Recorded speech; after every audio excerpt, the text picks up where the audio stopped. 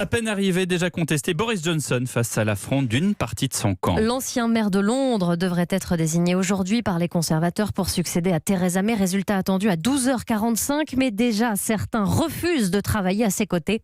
Anaïs Cordoba est à Londres pour Europe 1. Ils n'attendent même pas l'entrée de Boris Johnson au 10 Downing Street. Plusieurs ministres menacent de claquer la porte pour protester contre son projet de Brexit. Le sous-secrétaire d'État à la Défense, Alan Ducan, lui, a joint le geste à la parole, une démission et des termes terribles envers le candidat. Je suis très inquiet qu'il avance en improvisant, sans aucune rigueur, au petit bonheur la chance. Je n'ai pas d'animosité personnelle contre lui, mais mon avis est qu'il va tout droit vers une crise gouvernementale.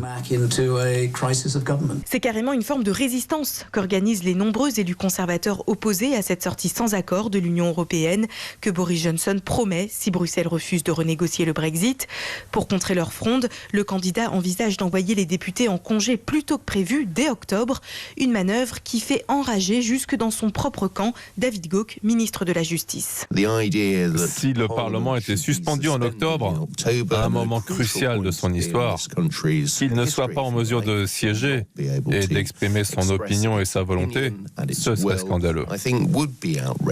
Boris Johnson joue les équilibristes. Avec une très courte majorité de 3 députés, il ne peut se permettre aucune défection. Londres, Anaïs Cordoba, Europe 1.